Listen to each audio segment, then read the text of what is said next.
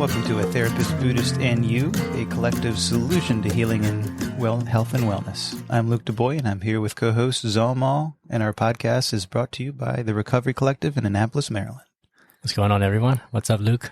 It's a good Saturday morning for us recording, and fun episode today. But before we get going, Zal, I do want to talk about the podcast community, not just our lovely listeners that are liking, commenting, subscribing, and all that fun stuff. And we do appreciate the people that are doing that, but some other podcast creators in the area, and just how tight-knit community. And we're all about a collective, right? Collective solution to health and wellness. And we're brought to you by the Recovery Collective. And there's a local podcast called the Driveway Beers Podcast that have been giving us shout outs on their podcast. If you're interested, it's a bunch of guys. Think about it. If they're in their driveway or in their basement, talking everything from politics to sports to current events to health and anything in between, and their weight loss journey. And it's like just hanging out with them, and they're pretty funny too. So just awesome how they gave us a shout out and appreciation for them to, as we talk about health and wellness and mental health. And they'll probably have me on their podcast to talk about mental health in the future, but a fun group of guys that talk about everything current events. And go ahead, check them out. And we appreciate them for giving us a nod. Pretty neat. Yeah. Thank you. It's cool, like how things are all weaved together, Mm-hmm. And the irony is, it's we often talk about recovery and the Driveway Beers podcast, which couldn't be more, apropos for the collectiveness. Yeah. It's wonderful. So That's thanks, awesome. guys. We really do appreciate it. And their name is Mike and Alex, and their podcast is the Driveway Beers Podcast. Worth a check for sure. Awesome. So today's episode, we're focusing on an important question. Why see a therapist? Seeking out a therapist or a mental health professional can be a crucial step in improving overall well-being, and can be a real effective way to address a wide range of issues, from anxiety and depression to relationship problems and life transitions. But in this episode, we'll be discussing the benefits of therapy and why even you, yes, you might not have a therapist now, why even you could benefit from a therapist. I think there's some listeners right now going, I have a therapist, so what are they going to talk about? But I think this will be a good podcast for everyone to hear about. And you don't have to be in crisis. You don't have to have necessarily a diagnosis to benefit from therapy. Of course, those are big reasons, but we're going to talk about the whole spectrum of how it can be a wonderful solution for you. Yeah, this will be really fun, and I'll get to learn a lot as well, because I am benefiting a lot out of it. And also at the same time, I'm not really familiar with the history behind it. I didn't grow up here, but I got introduced to therapy after hitting some glitches in my life. But I've benefited a lot from it over the past, more than a decade or so. Mm-hmm. So I'm curious what you're going to say, and then I'll probably ask some questions too. Wonderful. Yeah, we were talking about the history, and the history of mental health sure has quite a journey, and not the most pretty one, which is why there is a stigma with mental health. So let's talk about the stigma first. Sounds good. The stigma with therapy. Well, I'm a therapist, and we sometimes get called shrink. I saw my shrink today. I don't know if people really know where that came from. It comes from the term head shrinkage. Which refers to the ancient practice of shrinking the head of a conquered enemy. Wow, that's intense. That's the picture that we give mental health professionals, psychologists, psychiatrists, therapists. Oh, I'm going to see my shrink today. Not exactly the most empowering term of endearment, right? So that alone it sets the tone for the stigma. So there are a bunch of wonderful podcasts out there when it comes to history, whether it's mental health, weird history, ancient history.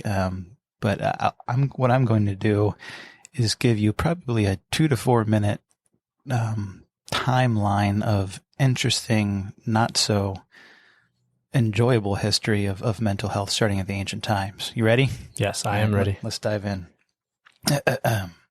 So let's look at the ancient times when someone had severe mental health. They believed it was because of some kind of demonic, possessed, supernatural condition. So whether it was sorcery or it was a vengeful god, they said, okay, how do we deal with this? And they decided to, I believe it's pronounced trephining. Let's bore a hole to let the evil spirit out. It works sometimes. They weren't manic or bipolar, but they might have been either dead or in a vegetative state. So that was some of the first recorded history of mental health. But they graduated to prayer, atonement, exorcisms, and magic spells. Then they decided, well, maybe we should actually care for the mentally ill by using their family. So the family said, okay, let's care for these people. But that really became a burden, which led to shame in the family. So they often hit their loved ones or hid them in cellars and cages or just abandoned them in the street or beat the illness out of them, which was very common. Quite a stigma we have so far. It's not a supportive one. Well, family had a lot of shame, so they tried workhouses run by clergy. But there was too many of people that went to these workhouses. This led to something similar to asylums, but they were really prisons. They locked them up similarly to what family members did in their homes and cells and cages, and these asylums were really prisons. So we graduated to the 19th century, and they did bloodletting and induced vomiting, and this was the form of therapy. And ultimately, in 1792 in Paris, they had this thing called moral treatment, where they really tried to treat their patients with care and kindness. This was successful. However, people thought they weren't really treating the mental illness, and then they became dependent on the doctors. What do you think about that, Zol? Wow, that's a lot. And we're not done yet. So then we step forward, and there was this famous Austrian neurologist and psychiatrist by the name of Sigmund Freud. This was a big leap when it comes to mental health treatment and therapy, and this was right around 1897, give or take, and he was really known for talking in free association, which kind of opened the door for the patient's unconscious mind, and some of these repressed thoughts and feelings began to come to the surface, which obviously had a lot of success. Some of the concerns people had that this would cause instability in terms of, okay, when these things come up, do they have the ability to process and ground and have the coping skills when these memories came up? This opened the door to, you see in the United States, and we've had things like lobotomies and electroconvulsive therapy. In 1967 was, I think, the last U.S. death with lobotomy, so they really stopped it then when the treatment was, okay, let's take a part of the piece of the brain out, but death could be a possibility, so they stopped that. And we often see today the biological model when it comes to medications, and briefly talked about electroconvulsive therapy, which is literally creating a grand mal seizure for 20 to 60 seconds, which hopefully can help with major depression. And there still are some psychosurgeries, and brings us today when it comes to what we see today with the different forms of talk therapy and the biochemistry with medications. And that's where we are today. So what do you think about the history of mental health treatment? Now, I summed it up. I don't know how long that was, but how's that for inducing stigma? That's a great summary. What made me realize is that this is not a new problem. This has been with us for a long time. Maybe the problem has evolved. I don't know if this is controversial, but I've read it somewhere that I guess mental health has been a problem for us since from the ancient time, but there was also some arguments saying that some mental health problems are a price we had to pay for the advancement of our civilization, that our society is very stressed out, how it has evolved. It used to be in the villages and things were laid back, but now with internet, modern society, so that some mental health things burst out of the advancement. But maybe it has evolved, but I don't think it is entirely new. Yeah. What I see is mental health will show itself, and we can try to, we often talk about in a lot of our episodes, treat a symptom. So we can try to lock it up in a basement or in denial or ignore the problem. but it doesn't go away. Right. So part of what I see through this, at least through the stigma of mental health, is I don't like it or I'm uncomfortable with it and I don't know how to deal with it, which creates more stigma. Yeah, shining light on it definitely is helpful. I'm curious about the talk therapy thing. I don't know if it was the mentioning of that or if it was part of the therapy at all in the beginning. But for me, I get the most out of it. And also it makes sense too, because you mentioned about Sigmund Freud at St. John's, where I went to school. It was pretty much like the history of Western civilization that we learn in a chronological order, which all started with, art, philosophy, and then it evolved into science, psychology, humanity, biology, chemistry, physics. These are all later branches of what it came about. So as we were talking about Sigmund Freud and all these about the mind. So there's something very comforting about that this is a such thing and we can use a model to fit that as opposed to, what is this evil spirit that we have no understanding about? Let's drive it away. Or as opposed to drill a hole to let it escape. Yeah, as opposed to there is this blueprint that we can match it with and then we can treat it. Because I've mentioned about this previously about the three baskets. And then the last basket in those Buddhist canon is the Abhidhamma, which is the higher teaching, which in the Western world, it has been translated in some ways from Pali. Some people treat it as like a Buddhist psychology, where the mind is analyzed in the minute of a millisecond. That mind is there are mind moments where mind is predictable. So when we have like a blueprint like that, it's more of like, oh yeah, this is what the mind does. So what do we do about it? As opposed to what's happening. We don't know what to do. Let's drive it away. Yeah, that this is bad and we don't like bad and we don't know how to really address it in a healthy way. And the one example I gave is when they did do moral treatment with care and kindness in Paris in, the 1790s.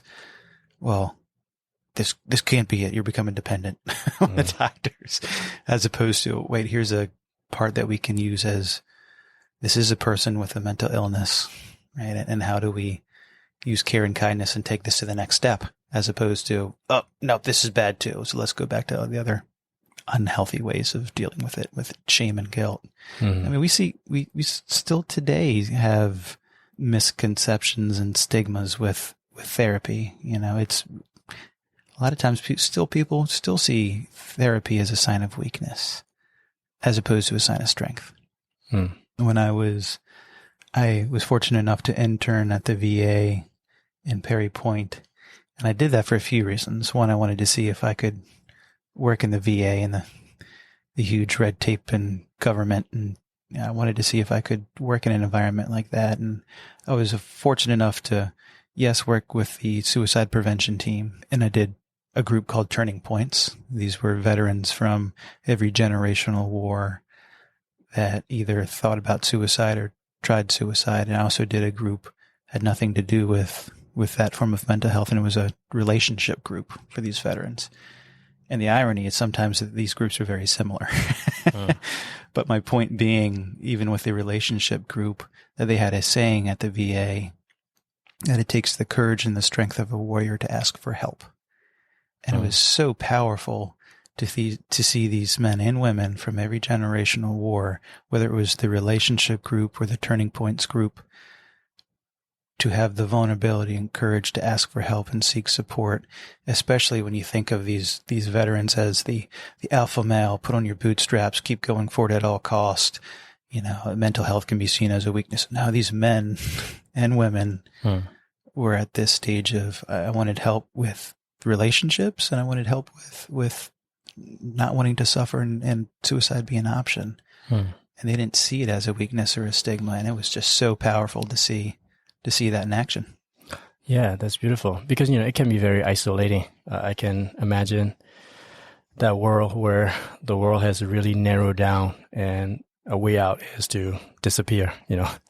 But therapy bridges that gap of, you don't have to connect with the whole world, but connect with somebody, one person first. And then you kind of start trusting that, oh, okay, I'm not alone in a way because, we are social animals.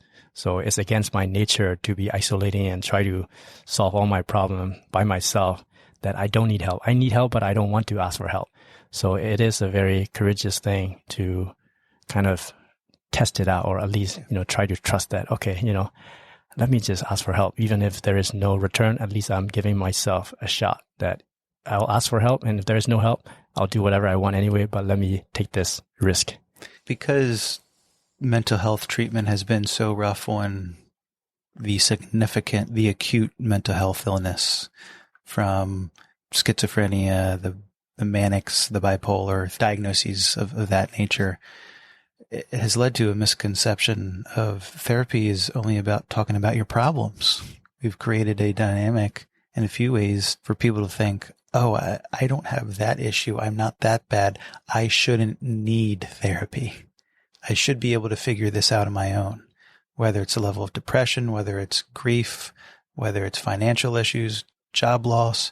We create this dynamic in our culture that says, I shouldn't need therapy to get through this because of some of the history.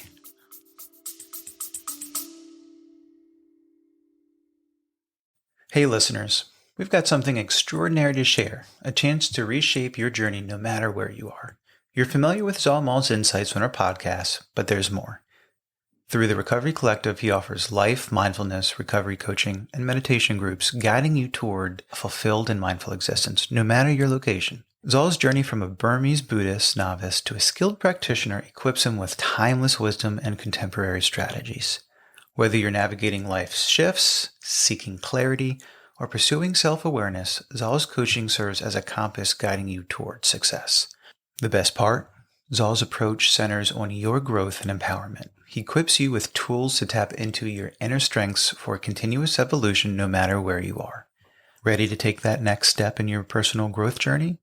Connect with Zalmal and the Recovery Collective at 240-813-8135 from anywhere in the world. Investigating in your journey reaps immeasurable rewards. Let Zalmal guide you toward resilience, clarity, and empowerment no matter where life finds you. Now, let's transition back into our conversation. Stay tuned, stay curious, and keep your journey growing.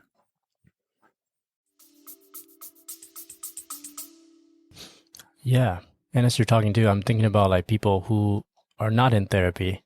And then some people will be comparing that, oh yeah, they are normal people. They don't need therapy. But if I think about it, some people who are healthy, they have their own therapy of community.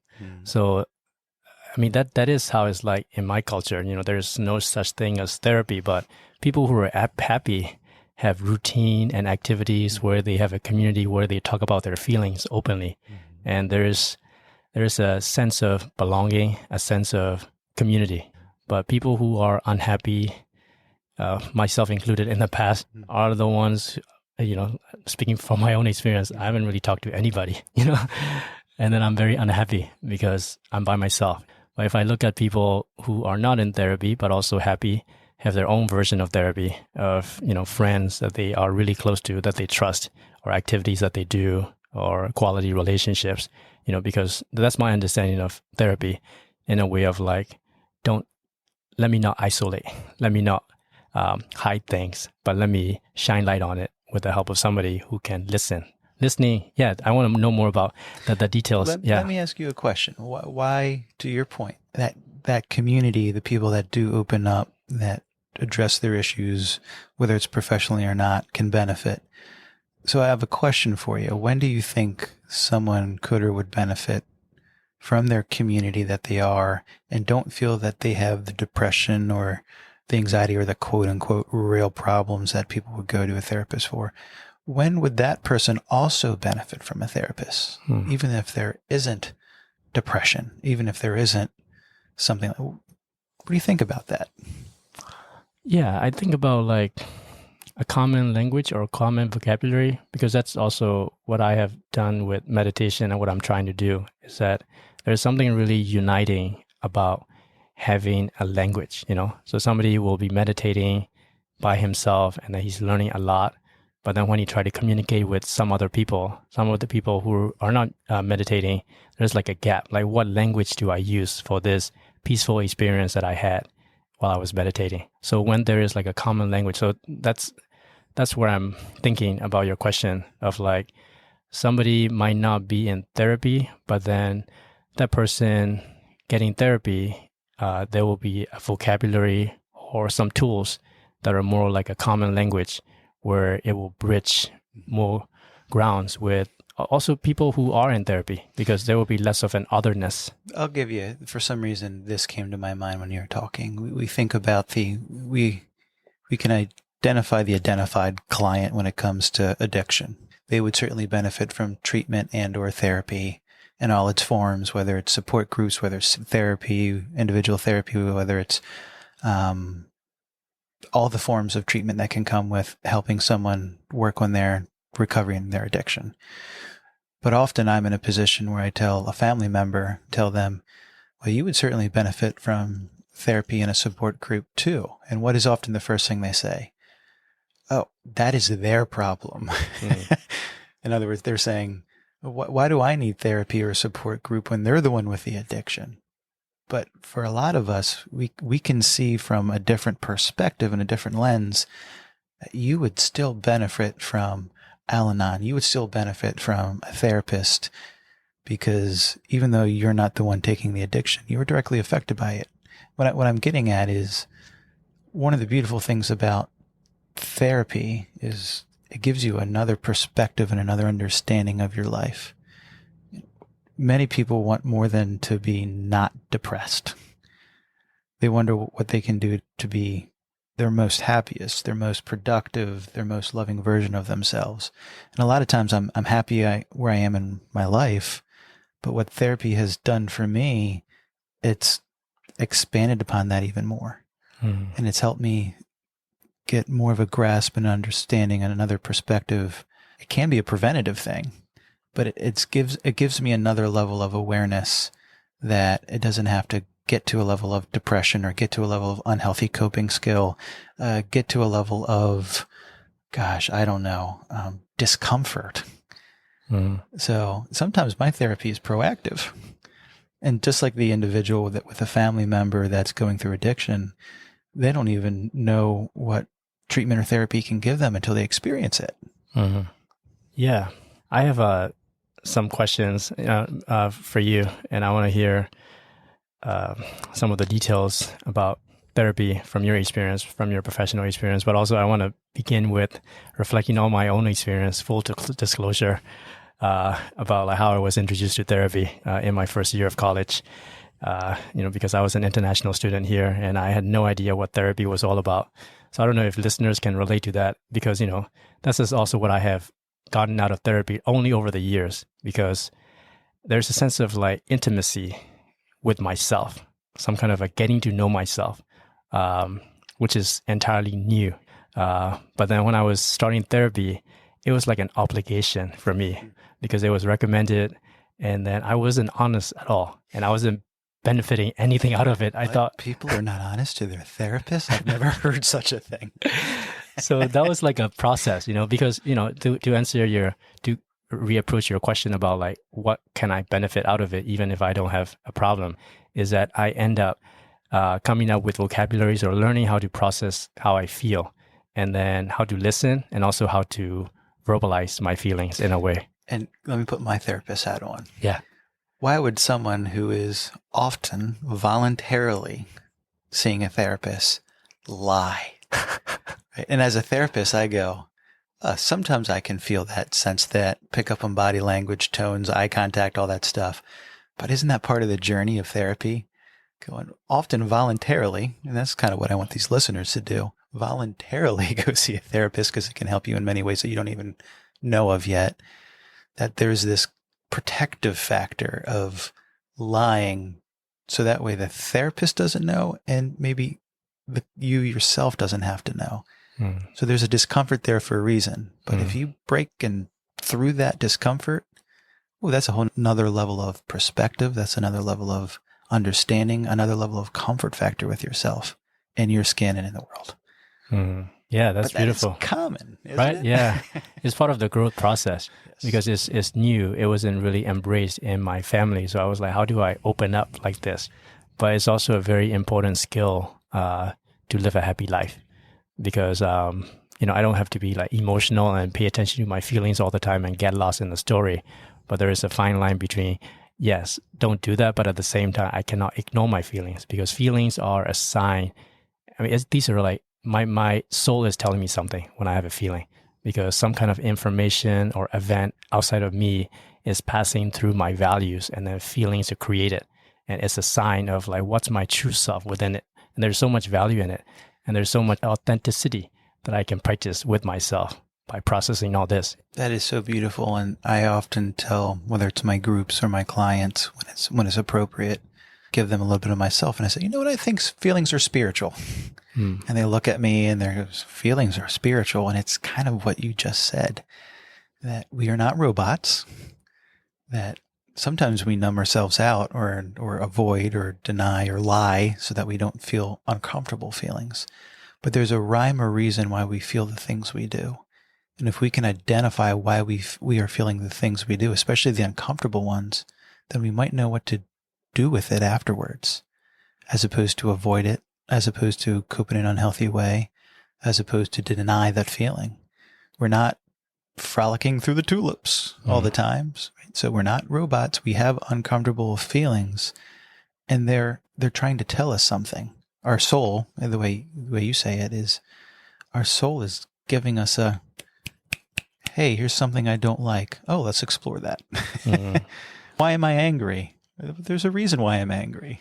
Yeah. Often it's fear for me, but that's a beautiful exploration. Yeah. I'm really enjoying this conversation. And not to get too personal, but for me, since we're talking about therapy. It's just a podcast. It's just a podcast, yeah. Because, for me, the highlight and the challenge of my life lately has been parenting. And it's very important for me. And as we're talking about therapy, what comes to mind from my own personal childhood and then what I'm going through as a parent and recovery, all these things. One thing that is the most important for me, for my children, is that to create a trust, safe environment. And I feel like that's what therapy creates for me, is that in my childhood, after I made a mistake, I would just hide it and then get better instead of admitting that I made a mistake. So for my kids, I would rather have them trust me to admit that they've done something wrong, as opposed to, oh, I'm going to be judged. I don't want to share it. Because, again, that is the isolating part where my world can become so narrow. So there is something really beautiful about, you mentioned about the courage to ask for help, but also the courage to admit that I made a mistake, because I might fail, but I'm not a failure. So that's what I want to embrace, raising my children, And therapy can help with that. Therapy can help explore that internal dialogue, that internal discomfort, and set the conditions for your children to do just that in the healthiest way possible. Because we come in with our human behaviors and our internal belief systems and some of the things that were created when we were younger, to your point. And therapy is a wonderful way to go, oh, what do I not want to pass down? What do I want to change so I can be the healthiest father and still be human and be imperfect? What a wonderful, vulnerable place, what we can do in therapy. Yeah. So at least we got one person who's already going to therapy is all.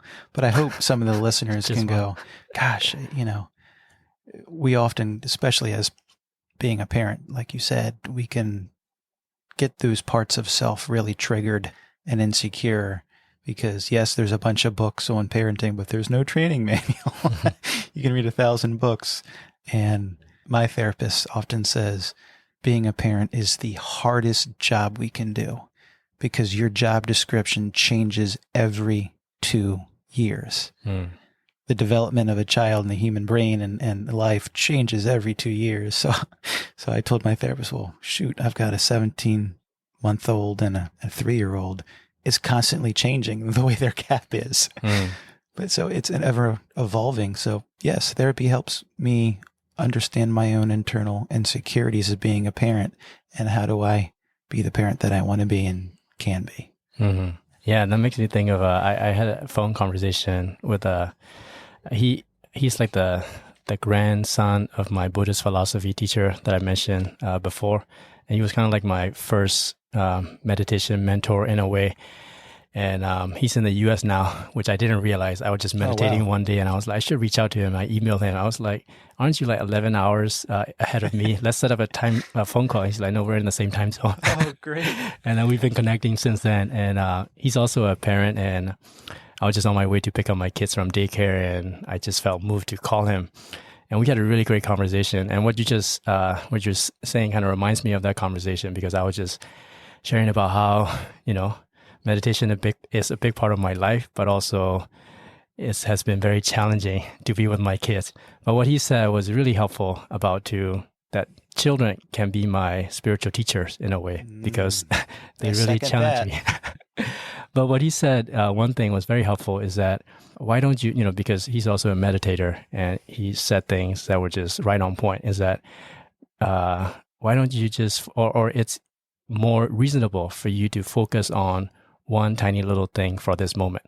So because in my head, I have to be the superhero, or like I have this image of like a wise, compassionate, very kind Sage father. Wisdom. Yeah.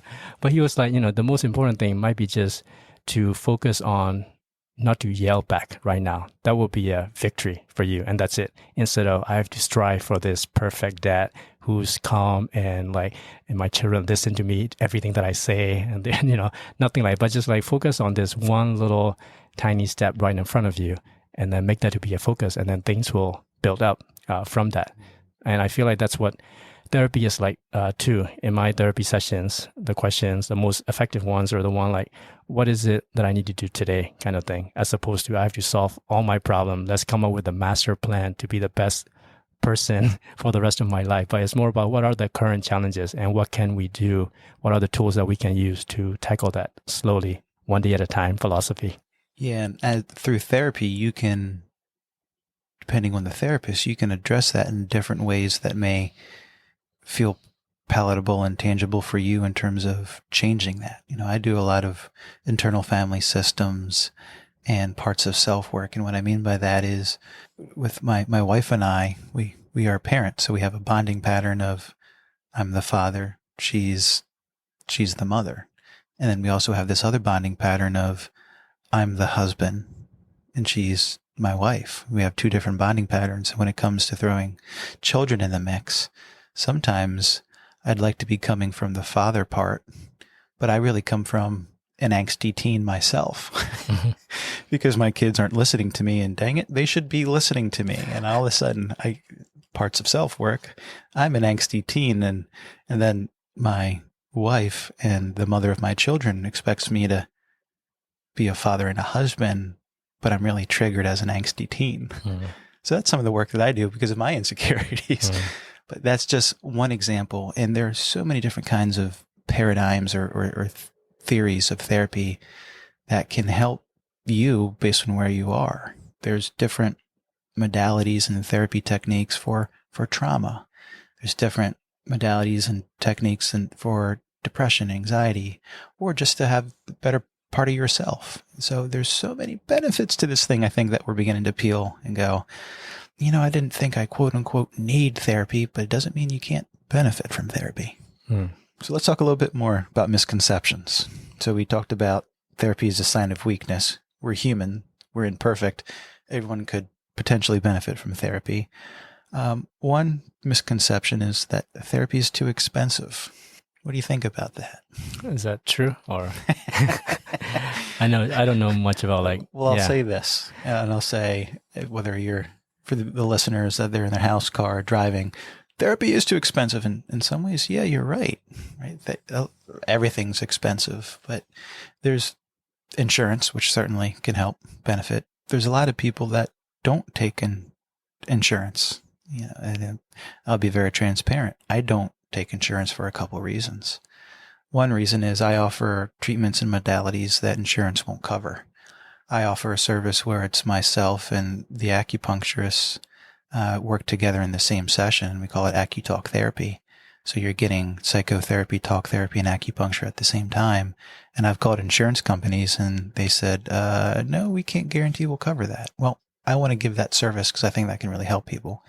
I offer a service called Addiction Recovery Intensive, where it's a deep dive after people leave a residential treatment that I do 3 sessions a week, 2 individual, 1 family session for an entire month.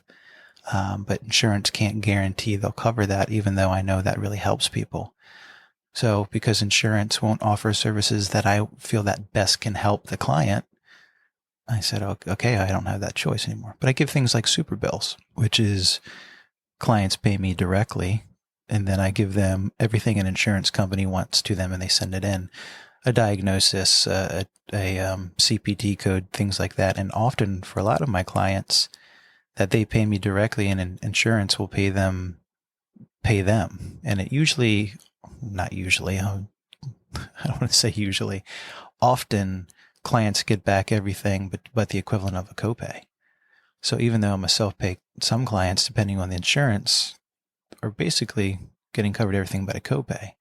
But yeah, there are variables that are obnoxious, like insurance companies. And I'll also say this. Yes, it can be pricey, even if insurance does cover it. But we're talking about our mental and emotional health. People do invest in physical health, don't they? It can be organic foods. It can be a gym. It can be yoga. It can be all those things. And people see the importance of physical health. So yeah, it can certainly be very expensive. But what I'm encouraging is you're investing in yourself. You're investing in your mental, emotional, potentially spiritual health and growth. And what does that cost? So yeah, it can be too expensive, the long and short of it. What do you think? Yeah, I mean, everything is all give and take, right?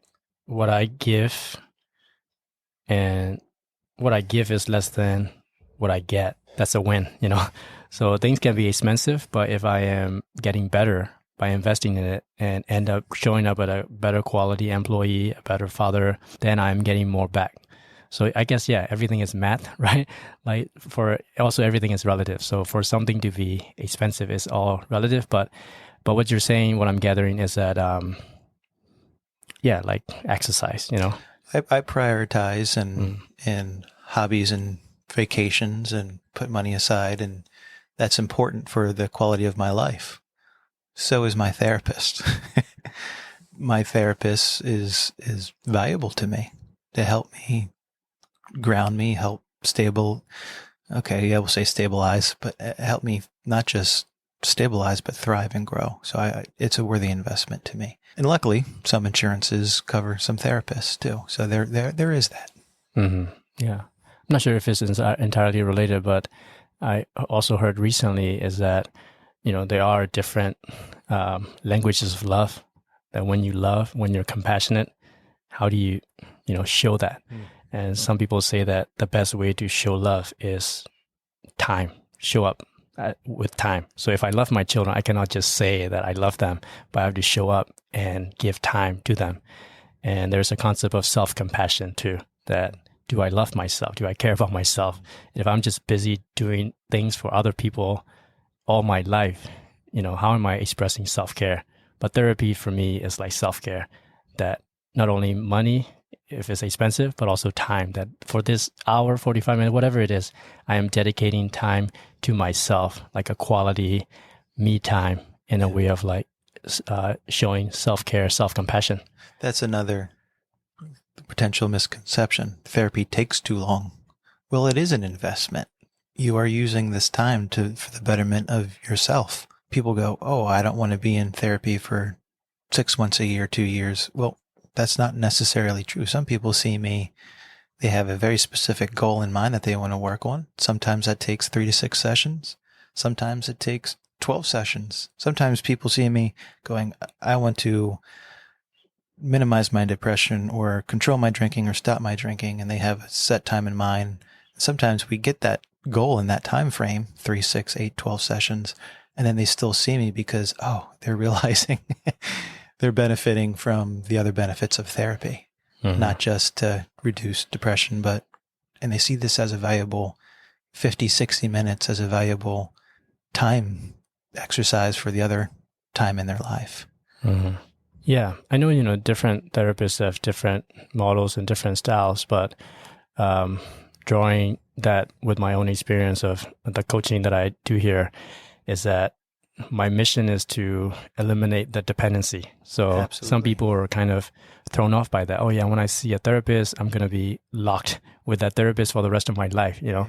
But what I try to offer, or what I think is more beneficial, is that I will dedicate this, and then those tools will be with me, you know.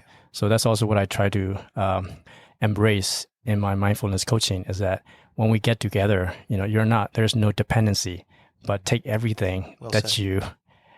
that you are experiencing with you, and then take it with you. And my mission is to disappear, you know, Yeah. not to abandon you, but just that you know, use all these tools, because Well said. yeah, each session, each moment is precious. So take it with you, and it will be with you. So kind of like some medications too, you know, it's not like you have to take this medication for the rest of your life, but there's a moment in your life where there's some fine tuning, you know, so use that, and then you get better, move on, and then you can also resume when needed. So it's not all or nothing way of thinking. Well said. Absolutely. And a lot of my clients, so there isn't a dependency, will quote unquote wean down, go from every week to every other week to once a month to, okay, we're no longer seeing each other. But if you want to spot check in, yeah, give me a shout. We'll talk about it, see if it's appropriate. Absolutely. You're right. You do not want to be dependent on the guidance from a therapist or a coach. Well said. Are there more misconceptions? I'm liking all the questions that you're bringing up. I think the thing that comes to my mind is accessibility.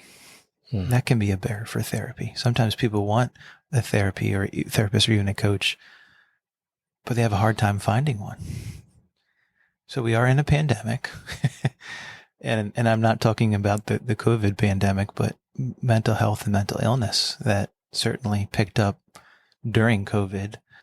So sometimes when they're searching for a therapist, they call a bunch of these practices and, oh, we don't have any availability. We're 2 months, 3 months, 6 months out, especially with psychiatrists and medication management, that they have a hard time finding a therapist for them.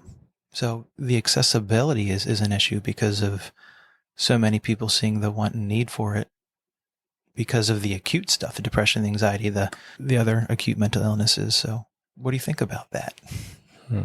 I want one, but I can't get one.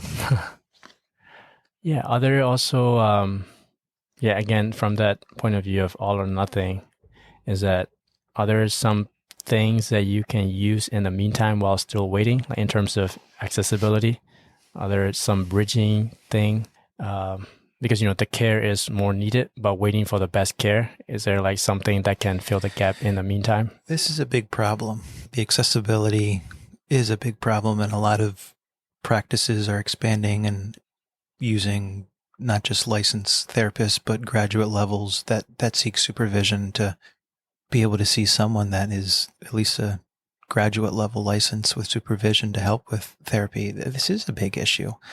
Fortunately, the silver lining of COVID is there is growth in the sense of telehealth is more and more available and accessible. So it's getting to more people, especially in those rural areas that you can't drive, like in Anne Arundel County or Maryland. You can drive, you know, Annapolis, Baltimore area in 10 minutes and see a therapist. Where these rural areas, you might have to go hours before you can get to a therapist.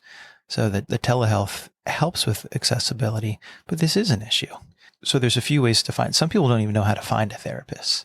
So there's a few ways. One is if you have an insurance card, flip it on the back, and you can call. Hey, I want to see a mental health therapist, and they'll give you a list of providers that you're covered with. You can also go to your website on the insurance company and do it that way, but often that's trickier. I don't know if that's intentional or not, but it can be hard to find it that way. But there's this wonderful thing called Google and the internet. Websites like Psychology Today, where you can type in your zip code, type in if you want to use your insurance or not, and you can click the button with a specific thing that you want to focus on. If you do, you can click on if you want a male or female therapist. You can do it if you want to do in-person or telehealth. And it's a wonderful directories. And there's other directories out there in the internet that, oh, I want a trauma therapist. So there's trauma directories. There's ones for addiction. There's one for all forms of mental illness that you might not know are out there, but it can help you find someone. I often tell my clients or people that call me, if say I don't specialize in something that they originally called me for, I have a list of providers that I would trust sending my family and loved ones to, that if you call a facility and they say, and they actually pick up, that's also part of the issue. They pick up and say, we have a waiting list and it's 3 months out. And if you need to see someone before then, can you give me a list of providers that you refer to? And majority of providers and therapists have their network that they feel comfortable referring to. So even if you call a place, and I often, I'm fortunate enough, right? We're a small integrated facility, and I take the phone calls and I spend time with them and I identify what they're looking for. And if we're not the good fit, I help them find that fit, and they're very appreciative. They say, "Oh, you didn't have to do that. I really appreciate that." It's just good practice, I feel. And if you call places, ask them, "Oh, do you have other places that you'd recommend?" We're out there. Yeah. On that note, putting myself in the listener's shoe, I have a couple of questions. I'm not sure if this is too broad of a question, which is that, let's say I found a therapist and I've started seeing the therapist. What are the guiding forces or principles where, because I deal with this a lot with my clients with meditation, we have this self-doubt that, am I with the right therapist? Or how do I know that I'm benefiting out of this? So are there some, guiding principles around that? How do I know? So I'll answer it the way I do it. This answer might have been more accurate 5 or 6 years ago before the huge boom of people seeing therapy, but I still do this, that I do a consult. I talk to clients if they want to see me for 5 to 15 minutes to get a little rapport. I'm not doing a session, but I'm getting a feeling for what they want. I do it for 2 reasons. 1, to see if I feel like I'm a good fit and I can help them. But 2, for them to be comfortable and see, oh, wait a minute, I feel comfortable to do a session, and I think we can do an assessment, the initial evaluation session and therapy session to go, oh, this is a good fit. Not every place does that because they have a waiting list of 1 to 3 to 6 months. But you often find that with treatment facilities that might not be insurance-based. It's not always true. That's not a blanket statement. The other thing I tell clients is I always let them know within 3 sessions, we're going to find out, 1, if I can help you, and 2, if you feel that I can help you. And you're going to find out within 3 sessions if you're comfortable with it. Now, does it always happen in the first or second session? Yes, but I give them a little leeway so that way they can go, okay, let me commit to this thing. But every single time, I always say, let's give it 3 sessions. I empower them. You're going to find out if you feel like I'm actually helping you, and I can find out and assess that if I'm the one to help you. And if not, I'll give you people that I think can better help you. And that lets down the guard. And every time it happens in 1 or 2 sessions. But I always recommend mindset. Okay, I'm committing to 3 sessions. Yeah, I'm just smiling because it's a full circle. What you just said, feelings is spiritual, right? So I can tell when I pay attention to the feelings in a session that, oh, there's something being revealed to me that this is it or this is not it. So I like that of paying attention to that rapport that you mentioned, the connection. Because a lot is being communicated when I connect with another human being. The tone of the voice, the pace, gestures, and you can feel it. So that's a great answer to that. Pay attention and you'll know.